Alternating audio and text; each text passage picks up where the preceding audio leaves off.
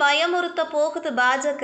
டெல்லியின் டீமாக செயல்படும் சிபிஐ. கோபமான கரூர் எம்பி ஜோதிமணி.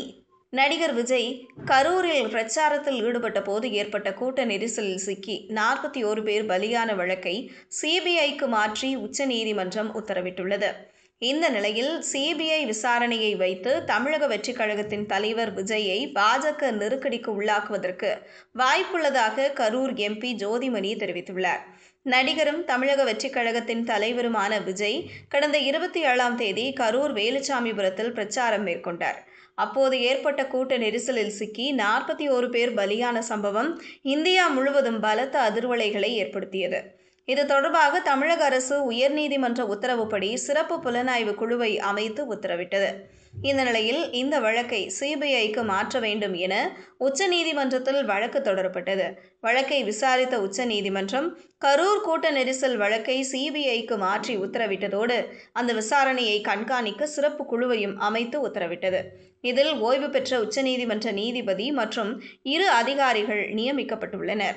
இந்த நிலையில் சிபிஐ விசாரணையை வைத்து விஜயை பாஜக நெருக்கடிக்கு உள்ளாக்கும் வாய்ப்பு இருப்பதாக எதிர்க்கட்சிகள் குற்றம் சாட்டி வருகின்றன.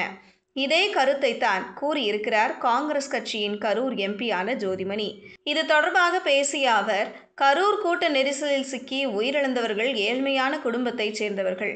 அவர்களது குடும்பத்தினர் அனைவரும் பாதிக்கப்பட்டிருக்கும் நிலையில் அவர்களுக்கு நியாயம் கிடைக்க வேண்டும்.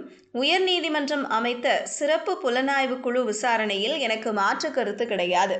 உச்சநீதிமன்றம் இந்த வழக்கை சிபிஐக்கு மாற்றியுள்ளது. இதுவரை சிபிஐ விசாரித்த எந்த வழக்கிலும் நியாயம் கிடைக்கவில்லை. சிபிஐ விசாரணை கண்காணிப்பு குழுவில் தமிழகத்தைச் சேர்ந்த IPS அதிகாரி அஷ்ரா கார்க் இருக்க வேண்டும். உச்சநீதிமன்ற தீர்ப்பில் எனக்கு சிறு நெருடல் இருக்கிறது.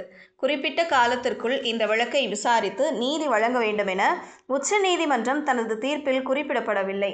அதனால் இந்த வழக்கில் தமிழக அரசு குறிப்பிட்ட காலக்கெடுவுக்குள் முடிக்க வேண்டும். விசாரணையை முடிக்க எத்தனை ஆண்டுகள் ஆகும் என்பது குறித்து இடைக்கால உத்தரவை பெற வேண்டும். தமிழக வெற்றிக் கழகத்தை நெருக்கடிக்கு உள்ளாக்க சிபிஐ விசாரணையை பாஜக பயன்படுத்த வாய்ப்பிருக்கிறது. இதுவரை பாஜகவின் வரலாறு அப்படித்தான் இருக்கிறது.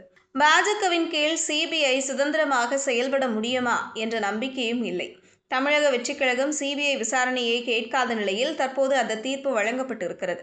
பாஜகவை வலிமையாக தமிழக வெற்றிக் கழகத்தால் எதிர்க்க முடியுமா என தெரியவில்லை. சிபிஐயை வைத்து தமிழகத்தில் யாரும் அரசியல் செய்யவில்லை.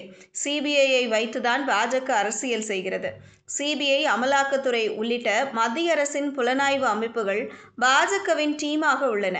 அதனால்தான் எங்களுக்கு அச்சமாக இருக்கிறது என கூறியுள்ளார்.